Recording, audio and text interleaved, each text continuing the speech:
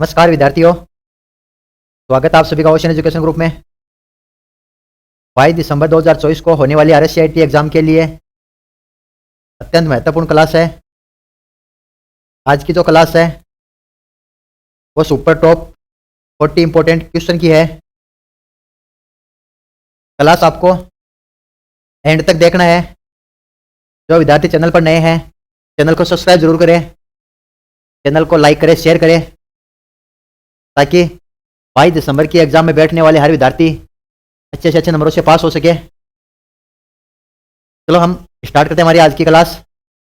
आज की क्लास का पहला क्वेश्चन है, किस प्रकार का वायरस कंप्यूटर होस्ट का उपयोग खुद को पुनः उत्पन्न करने के लिए करता है।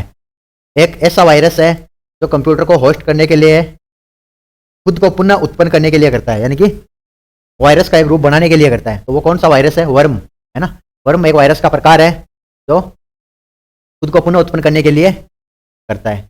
आपको आंसर याद रखना, वर्म। नेक्स्ट क्वेश्चन, पूरे डॉक्यूमेंट्स को सेलेक्ट करने के लिए किस कमांड का उपयोग करना पड़ता है या सेलेक्ट करना पड़ता है। जब भी आप MS Word, Excel, PowerPoint या किसी भी सॉफ्टवेयर में काम करते हो, ऑल सेलेक्ट के लिए आता है शॉर्टकट की। हमने शॉर्टकट की में अच्छे से पढ़ा था उसको, वो होती है आपकी Ctrl+A। Ctrl+A दबाते ही आपका पूरा डॉक्यूमेंट सेलेक्ट हो जाएगा। मैं आपको फॉर्मेटिंग अप्लाई करनी है, क्या करना है वो आप आराम से कर सकते हो। आपको याद रखना है शॉर्टकट की Ctrl+A ऑल सेलेक्ट के लिए होती है आपकी। नेक्स्ट क्वेश्चन, कोबोल का फुल फॉर्म क्या है? कोबोल तो कॉमन बिजनेस ओरिएंटेड लैंग्वेज, है ना। तो कोबोल क्या है? एक लैंग्वेज है, उसकी फुल फॉर्म आपको याद रखना है common business oriented language. Next question, एक OS की एक समय में एक से अधिक एप्लीकेशन चलाने की क्षमता को क्या कहते हैं। ऑपरेटिंग सिस्टम की एक से अधिक एप्लीकेशन चलाने की क्षमता होती है, उसको क्या कहते हैं? एक से ज़्यादा एप्लीकेशन सॉफ्टवेयर चलाते हो आप, उसको मल्टीटास्किंग कहा जाता है ना। वो होता है आपका मल्टीटास्किंग। मल्टी का मतलब होता है एक से ज़्यादा, ग्रुप में। आंसर आपका होने वाला multitasking. Next question, save as box प्रदर्शित करने के लिए फंक्शन की किसी से प्रदर्शित की जाती है, यानी कि सेव एज आप ऑप्शन ओपन करते हो जिसका डायलॉग बॉक्स होता है ना, तो उसकी शॉर्टकट की क्या है? सेव एज की। सेव की तो होती है आपकी Ctrl+S, लेकिन सेव एज की होती है फाइल का रीनेम करने के लिए होती है, तो वो होती है आपकी F12। जो फंक्शन कीज होती है उसके अंदर F12 की आपकी लास्ट की फंक्शन कुंजी होती है, कीज होती है, उससे आप सेव एज कर सकते हो अपने डॉक्यूमेंट्स को। तो वो होती है आपकी F12 और सेव की होती है Ctrl+S। तो दोनों आपको याद रखनी है, सेव की भी रखनी है Ctrl+S और सेव एज की F12। नेक्स्ट क्वेश्चन, NOS की फुल फॉर्म क्या है? NOS की full form network operating system. NOS की फुल फॉर्म आपकी है network operating system. Next question, कोई ऐसी चीज जो निर्देशों को आसानी से समझ लेती है उसे क्या कहते हैं? यानी कि जो आप निर्देश देते हो तो आसानी से समझ लेती है, उसको क्या कहते हैं? एनालॉग डेटा, है ना। एनालॉग डेटा कहते हैं उसे। आंसर आपका होने वाला एनालॉग डेटा। नेक्स्ट क्वेश्चन, एक मॉडेम किससे जुड़ा होता है? एक मॉडेम होता है किससे जुड़ा होता है? तो टेलीफोन लाइन से जुड़ा होता है। मॉडेम आपका होता है वाईफाई मॉडेम या जो भी राउटर होता है आपका, वो किससे जुड़ा हुआ होता है? तो टेलीफोन लाइन से वो जुड़ा होता है। कनेक्शन स्थापित करने के लिए उसका उपयोग किया जाता है। आंसर आपका होने वाला है टेलीफोन लाइन से। नेक्स्ट क्वेश्चन, फर्तम्पीडी के कंप्यूटर का मुख्य घटक कौन सा था? फर्तम्पीडी का जो कंप्यूटर था 1942 से 1955 तक की उसकी पीडी थी फर्तम्पीडी की। तो उसके अंदर, कंप्यूटर के अंदर क्या यूज हुआ था? तो वो थी आपकी वैक्यूम ट्यूब और वाल्व, है ना। तो आपको आंसर याद रखना है, फर्तम्पीडी के कंप्यूटर का मुख्य घटक कौन सा था? तो वैक्यूम ट्यूब और वाल्व है। नेक्स्ट क्वेश्चन, ओरेकल है। ओरेकल क्या है? Database software. ओरेकल एक सॉफ्टवेयर है डेटाबेस तैयार करने के लिए, डाटा एंट्रीज के लिए आपका सॉफ्टवेयर होता है। तो आंसर आपका डेटाबेस सॉफ्टवेयर है ओरेकल एक। नेक्स्ट क्वेश्चन, असेंबलर का कार्य क्या है? असेंबलर तो असेंबली भाषा को यंत्र भाषा में परिवर्तित करना असेंबलर कहलाता है ना। तो असेंबली भाषा को यंत्र भाषा में परिवर्तित करना ही असेंबलर का कार्य है, ठीक है। तो यह एक लैंग्वेज होती है आपकी, ठीक है। नेक्स्ट क्वेश्चन, वह बिंदु जिस पर डाटा कंप्यूटर में प्रवेश करता है या निकलता है उसे कहा जाता है। वह बिंदु जिस पर डाटा कंप्यूटर में प्रवेश करता है या निकलता है उसे क्या कहा जाता है? अंदर एक तो प्रवेश करता है जिसे इनपुट कहा जाता है, और बाहर आता है उसको आउटपुट कहा जाता है। तो उस बिंदु को क्या कहा जाता है? वो होता है टर्मिनल, है ना। आंसर आपका होने वाला टर्मिनल। नेक्स्ट क्वेश्चन, विश्व का प्रथम कंप्यूटर नेटवर्क माना जाता है। विश्व का प्रथम कंप्यूटर नेटवर्क, है ना। नेटवर्क का मतलब होता है इंटरनेट, वो माना जाता है किसको? अर्पानेट को, है ना। सबसे पहला जो आपका बना था इंटरनेट का माध्यम वो था अर्पानेट। नेक्स्ट क्वेश्चन, लिनक्स एक उदाहरण है। लिनक्स किसका उदाहरण है? ओपन सोर्स सॉफ्टवेयर का है, तो आंसर आपको याद रखना है लिनक्स जो उदाहरण है ओपन सोर्स सॉफ्टवेयर का है। नेक्स्ट क्वेश्चन, सॉफ्टवेयर कोड में त्रुटियां ढूंढने की प्रक्रिया को कहा जाता है, त्रुटियां या बग जिसे अपन ढूंढते हैं। क्वेश्चन आया था त्रुटियों को बग भी कहा जाता है, तो ढूंढने की प्रक्रिया को क्या कहा जाता है ना। वैसे त्रुटियां को बग भी कहा जाता है, लेकिन उसकी जो प्रक्रिया होती है ढूंढने की उसको क्या कहा जाता है, डिबगिंग। आंसर आपको याद रखना है, उसकी प्रक्रिया को डिबगिंग कहा जाता है। नेक्स्ट क्वेश्चन, कंप्यूटर में डेटा किसे कहा जाता है, कंप्यूटर के अंदर डेटा किसे कहा जाता है, तो चिन्हात्मक व संख्यात्मक सूचना को, जो चिन्ह और संख्या होती है आपको उसे ही डाटा कहा जाता है। जो ए से जेड तक अल्फाबेट और न्यूमेरिकल होती है 0 से 9 या कोई अदर चिन्ह, वो होते हैं आपके चिन्हात्मक संख्यात्मक सूचना को कंप्यूटर के अंदर डेटा कहा जाता है। नेक्स्ट क्वेश्चन, एक हार्डवेयर डिवाइस जो डाटा को अर्थपूर्ण इंफॉर्मेशन में परिवर्तित करता है क्या कहलाता है, प्रोसेसर, है ना। एक हार्डवेयर डिवाइस है जो डाटा को अर्थपूर्ण इंफॉर्मेशन में परिवर्तित करता है, वो हार्डवेयर ही है आपके कंप्यूटर के अंदर, जो क्या होता है प्रोसेसर, है ना, जो इंफॉर्मेशन में परिवर्तित करती है। जो भी आप कंप्यूटर को सूचना देते हो, सिग्नल देते हो, उसको इंफॉर्मेशन में परिवर्तित करती है, वो क्या होता है आपका प्रोसेसर।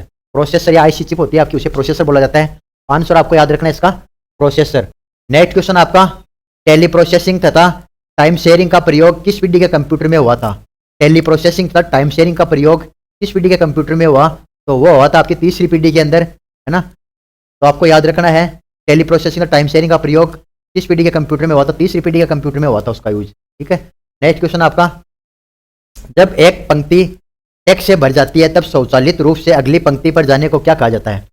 जब आपकी एक पंक्ति पूरी हो जाती है और ऑटोमेटिक दूसरी पंक्ति में आ जाती है, तो उस प्रक्रिया या उसको प्रोसेस को क्या कहा जाता है, वो होती है वर्ड रैप, है ना। जब एक पंक्ति टेक्स्ट से भर जाती है तब स्वचालित रूप से अगली पंक्ति पर जाने को क्या कहा जाता है, तो वर्ड रैप होता है। उसके माध्यम से वो दूसरी पंक्ति में ऑटोमेटिक चली जाती है, तो तब आपका word rap. Next question, internet किसका सबसे प्रसिद्ध उदाहरण है, तो WAN, WAN, है ना, वायरलेस एरिया नेटवर्क, ठीक है। आपका आंसर होने वाला है WAN का, WAN, WAN का एक प्रसिद्ध उदाहरण है internet. Next question, computer network के संबंध में VPN का पूर्ण रूप क्या है। VPN की फुल फॉर्म पूछिए तो वर्चुअल प्राइवेट नेटवर्क है, वो VPN की फुल फॉर्म है। कंप्यूटर नेटवर्क के संबंध में VPN का पूर्ण रूप क्या है, virtual private network. Next question, computer पर एक माइक को कार्य करने के लिए उसमें होना चाहिए। आप कंप्यूटर पर काम कर रहे हैं या कोई भी प्रोग्राम्स या आप रिकॉर्डिंग वगैरह कर रहे हो या साउंड के लिए कर रहे हो, तो उसके लिए क्या होना चाहिए, साउंड कार्ड, है ना। तो आपका सबसे इंपॉर्टेंट है वो होता है साउंड कार्ड होना चाहिए आपके कंप्यूटर के अंदर, उसके बगैर आपकी आवाज़ नहीं आएगी। तो कंप्यूटर पर एक माइक को कार्य करने के लिए साउंड कार्ड अवश्य होना चाहिए computer. Next question, operating system में रहता है, जो आप कंप्यूटर के अंदर विंडो डालते हो या ऑपरेटिंग सिस्टम डालते हो, वो किस में सेव रहता है या किस में लोड होता है आपका, है ना, या किस में इंस्टॉलेशन होता है उसका, तो हार्ड डिस्क में। आंसर आपका होने वाला है हार्ड डिस्क में। और सी ड्राइव, ऑटोमेटिक आप जो ड्राइव बनाते हो सी, उसके अंदर आपको ऑप्शन चूज करना होता है कि आपको कौन सी ड्राइव में सेव करना है, CDEF में, है ना, वो होता है आपका हार्ड डिस्क में। आंसर आपको याद रखना हार्ड डिस्क में। नेक्स्ट क्वेश्चन, यदि आप Ctrl+F का उपयोग करते हैं तो आप क्या करने की कोशिश कर रहे हैं। ये पढ़ा था अपन ने, जो शॉर्टकट की होती है आपकी Ctrl+F, फाइंड के लिए, सर्च करने के लिए, किसी चीज़ को सर्च करने के लिए मैंने विस्तार से बताया था कि आप किसी अपने जो टेक्स्ट वगैरह है, डॉक्यूमेंट्स बना हुआ है, उसके अंदर कोई भी आपको वर्ड ढूंढना है तो आपको वहाँ पे Ctrl+F दबा के सर्च करना है। तो जैसे आप Ctrl+F दबाओगे तो आपके जो आपने जो वर्ड ढूंढा है वो हाईलाइट हो जाएगा ऑटोमेटिक। तो एक टेक्स्ट को ढूंढने के लिए Ctrl+F का उपयोग किया जाता है, सर्च करने के लिए किया जाता है। तो क्वेश्चन का थोड़ा सा घुमाया हुआ है, कैसे पूछ सकते हैं अगला, तो आपको आंसर याद रखना है कि Ctrl+F की शॉर्टकट की याद रखनी है आपको कि किस लिए यूज आती है। तो Ctrl+F है वो किसी भी वर्ड को ढूंढने के लिए या कोई टेक्स्ट को सर्च करने के लिए आपकी काम आती है। आंसर आपको याद रखना है एक टेक्स्ट को ढूंढने के लिए। नेक्स्ट क्वेश्चन, प्लॉटर एक डिवाइस है, जो प्लॉटर होता है आपका वो कौन सी डिवाइस है। प्लॉटर का मतलब होता है प्रिंटर, और जो बड़े स्तर पे प्रिंट का काम किया जाता है, बड़े प्रिंट निकाले जाते हैं, बैनर वगैरह फ्लेक्स प्रिंट होता है आपका, उसको प्लॉटर बोला जाता है। तो एक अच्छी क्वालिटी इमेज निर्माण के लिए प्लॉटर का उपयोग किया जाता है। यह भी इसका आंसर बनता है कि एक अच्छी क्वालिटी इमेज का निर्माण करने के लिए जो आउटपुट डिवाइस है उसका नाम क्या है, वो होती है आपकी प्लॉटर। ये पहले आया हुआ क्वेश्चन है। तो प्लॉटर क्या है एक, या प्रिंटर क्या है आपका, आउटपुट है ना। तो आंसर आपको इसका याद रखना है आउटपुट। एक प्लॉटर एक आउटपुट डिवाइस है, ठीक है। आंसर आपको याद रखना है इसका प्लॉटर का ध्यान में रखना है कि प्लॉटर होता क्या है। प्लॉटर एक फ्लेक्स मशीन निकालने का एक बड़ा प्रिंटर के रूप में होता है, उसे प्रिंटर ही बोला जाता है ना, उसका नाम प्लॉटर होता है। वैसे वो एक आउटपुट होता है, ठीक है, आउटपुट डिवाइस होता है।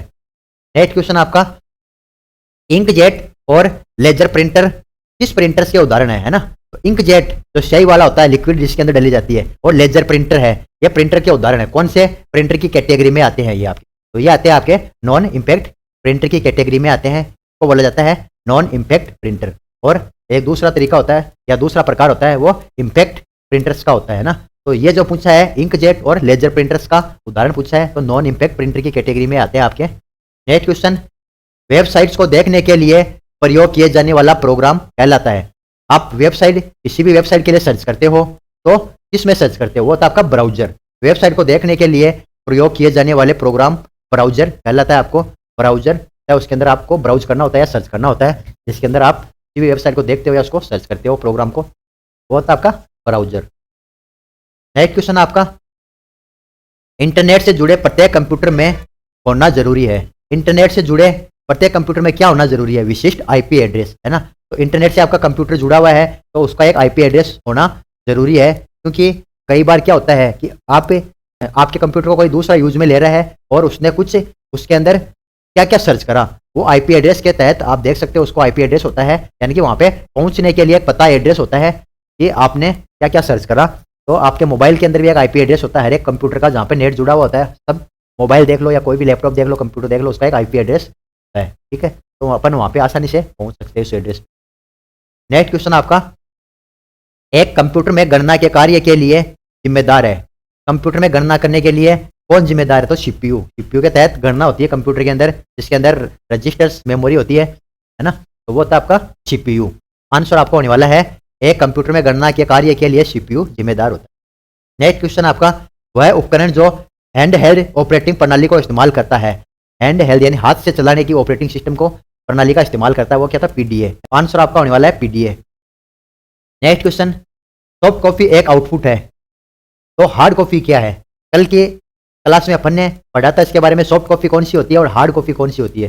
जो कंप्यूटर के अंदर होती है ना, वो तो होती है आपकी सॉफ्ट कॉपी, और जो प्रिंट होकर बाहर आती है आपके एक पेज पे, वो होती है आपकी हार्ड कॉपी। तो पूछ रहा है ये सॉफ्ट कॉपी एक आउटपुट है, जो कंप्यूटर के अंदर होती है वो एक सॉफ्ट कॉपी होती है, वो एक आउटपुट है। आउटपुट कैसे है? वो आपको डिस्प्ले पे दिखाती है, डिस्प्ले करती है, यानी कि वो आउटपुट ही होती है वैसे। तो हार्ड कॉपी क्या है? हार्ड कॉपी भी आउटपुट ही है, लेकिन वो प्रिंटेड आउटपुट है ना। उसका प्रिंट होकर एक हार्ड कॉपी पे आ गया तो वो प्रिंटेड आउटपुट है, और जो कंप्यूटर के अंदर डिस्प्ले के अंदर से आपको दिखा रहा है उसी चीज को, वो आपकी सॉफ्ट कॉपी है ना। तो वो भी एक सॉफ्ट कॉपी है। सॉफ्ट कॉपी भी एक आउटपुट है, कंप्यूटर के अंदर है, वो दिखा रही है आपको डिस्प्ले के माध्यम से। तो ये क्वेश्चन आया हुआ भी एग्जाम के अंदर, थोड़े दिन पहले एग्जाम थी में आया था ये। तो आंसर का प्रिंटेड आउटपुट होने वाला है, ठीक है। नेक्स्ट क्वेश्चन आपका, सेकेंडरी स्टोरेज मीडिया से हार्ड डिस्क में सॉफ्टवेयर प्रोग्राम को कॉपी करने की प्रक्रिया को कहते हैं। सेकेंडरी स्टोरेज मीडिया से हार्ड डिस्क में सॉफ्टवेयर प्रोग्राम को कॉपी करने की प्रक्रिया को क्या कहते हैं? जब आप अपने जो प्रोग्राम्स हैं उसको सेकेंडरी मेमोरी से हार्ड डिस्क में कॉपी करते हो, है ना, अपने प्रोग्राम्स होते हैं जो फाइलें होती है उसको, तो क्या कहा जाता है? इंस्टॉलेशन, है ना। आंसर आपका होने वाला है इंस्टॉलेशन, ठीक है। अच्छे से आपको आंसर याद रखना, इंस्टॉलेशन कहा जाता है उस प्रक्रिया को। नेक्स्ट क्वेश्चन, डीवीडी उदाहरण है ऑप्टिकल डिस्क का। डीवीडी क्या है? Optical disc. कल के क्लास में भी हमने पढ़ा था इसको। डीवीडी होती है वो ऑप्टिकल डिस्क होती है, पेन ड्राइव होती है, सीडी होती है ना, ये सब ऑप्टिकल डिस्क होती है आपकी, ठीक है। तो आंसर आपको याद रखना ऑप्टिकल डिस्क। नेक्स्ट क्वेश्चन आपका, CDRW का पूरा नाम क्या है? CDRW, है ना, तो compact disc rewritable. Compact disc rewritable CD की फुल फॉर्म है, ये भी इंपॉर्टेंट है आपकी। नेक्स्ट क्वेश्चन, कंप्यूटर में अनवरत विद्युत आपूर्ति का संक्षिप्त रूप क्या है? कंप्यूटर में अनवरत विद्युत आपूर्ति का संक्षिप्त रूप क्या है? तो यूपीएस। मतलब जब आपकी लाइट चली जाए और आप चाहते हो कि मेरा कंप्यूटर रेगुलर चलता रहे, कुछ टाइम के लिए मैंने जो प्रोग्राम्स उसको सेव नहीं करा, 5-10 मिनट मेरे को और मिल जाती तो मैं मेरे डॉक्यूमेंट्स को सेव कर देता। तो इसलिए कंटिन्यू विद्युत आपूर्ति की पूर्ति करने के लिए आपको यूपीएस होता है, वो लगाने की जरूरत होता है। मार्केट में अवेलेबल है ना, यूपीएस 1500, 2000, 2500 तक आपका आता है। तो उसका बैकअप 30 मिनट तक होता है, तो आपके कंप्यूटर को डायरेक्ट बंद होने से बचाता है वो, है ना। तो जब भी लाइट जाती है तो आपका कंप्यूटर चालू रहता है, आप आराम से आपके प्रोग्राम को सेव कर सकते हो आसानी से। तो आपके विंडो उड़ने का खतरा नहीं रहता है, कंप्यूटर क्रैश होने का डर नहीं रहता है। तो हर एक जिसके पास में कंप्यूटर है, विद्यार्थी के पास में, उसको यूपीएस अवश्य तौर पे लगाना चाहिए, क्योंकि जो आपकी इंपॉर्टेंट फाइलें हैं वो डैमेज हो सकती है, फाइल करप्ट हो सकती है, विंडो उड़ सकती है। तो उससे बचने के लिए आपको यूपीएस का ऑप्शन बेहतर है। तो आंसर आपका होने वाला है UPS. Next question, modulator D modulator का सामान्य नाम क्या है? मॉड्यूलेटर डी मॉड्यूलेटर का सामान्य नाम है तो मोडेम। मोडेम को ही मॉड्यूलेटर डी मॉड्यूलेटर का नाम दिया गया, ठीक है। आंसर इसमें आपको याद रखना है मोडेम। नेक्स्ट क्वेश्चन, पहले से ऑन कंप्यूटर को रिस्टार्ट करने को क्या कहते हैं? रिस्टार्ट करना, पहले से आपका कंप्यूटर चालू है और उसको रिस्टार्ट करना है आपको, कोई प्रॉब्लम हो गई, माउस काम नहीं कर रहा, कीबोर्ड काम नहीं कर रहा है ना, या कोई और हैंग हो रहा है, कोई फाइल नहीं ओपन हो रही, तो आपको कई बार कंप्यूटर को रिस्टार्ट करने की जरूरत होती है, तो उसको क्या कहा जाता है? तो वार्म बूटिंग कहा जाता है। रिस्टार्ट करने को वार्म बूटिंग, और स्टार्ट करने को फर्स्ट टाइम स्टार्ट करते हो तो बूटिंग, फर्स्ट टाइम स्टार्ट करते हो बूटिंग, और warm booting restart. Next question आपका, HTML डॉक्यूमेंट्स बनाने के लिए किसकी जरूरत होती है? HTML आप बनाते हो डॉक्यूमेंट्स बनाने के लिए किसकी जरूरत होती है? HTML वेबसाइट या फाइल्स आप बनाते हो तो टेक्स्ट एडिटर की आपको जरूरत होती है। HTML बनाने के लिए टेक्स्ट एडिटर का मतलब है कि आपका जो सॉफ्टवेयर है वो टेक्स्ट एडिटर होना चाहिए, ठीक है। तो आंसर होने वाला आपका टेक्स्ट एडिटर की। नेक्स्ट और फाइनल क्वेश्चन आज आपका 40वां क्वेश्चन, एक्सेल स्प्रेडशीट का एक्सटेंशन है, जो एक्सेल में काम करते हो एक्सेल का एक्सटेंशन क्या है? तो आपको याद रखना .xls, ये MS एक्सेल स्प्रेडशीट का एक्सटेंशन है। तो सब सॉफ्टवेयर के अलग अलग एक्सटेंशन है, अपन आगे आने वाली क्लासों में पढ़ेंगे वर्ड का क्या है, पावर पॉइंट का क्या है, ठीक है। तो आपको आज की क्लास में ओनली एक्सेल स्प्रेडशीट का एक्सटेंशन याद रखना है .xls। ये क्वेश्चन भी पहले आया हुआ है, तो आज की क्लास इंपॉर्टेंट है। क्लास को एंड तक वॉच करना है, वीडियो को पूरा एंड तक देखना है, चैनल को ज़्यादा से ज़्यादा शेयर करना है, लाइक करना है, सब्सक्राइब करना है, ताकि जो 22 दिसंबर की एग्जाम है उसमें बैठने वाला हर एक विद्यार्थी अच्छे से अच्छे नंबरों से पास हो सके। हमारा मकसद यही है कि कोई भी विद्यार्थी हमारा जो ओशन एजुकेशन ग्रुप चैनल से जुड़ा हुआ है वो अच्छे से अच्छे नंबरों से पास हो। पास नहीं होना है उसको, अच्छे से अच्छे नंबर है, यानी कि 70 में से उसको कम से कम भी 65 नंबर आराम से, या 60 नंबर, 60 प्लस या 66 नंबर आराम से लाने हैं, ठीक है। तो आज की इंपॉर्टेंट क्लास में बस इतना ही, मिलते हैं कल एक नई क्लास में और एक नए टॉपिक के साथ में। तब तक के लिए जय हिंद, जय भारत।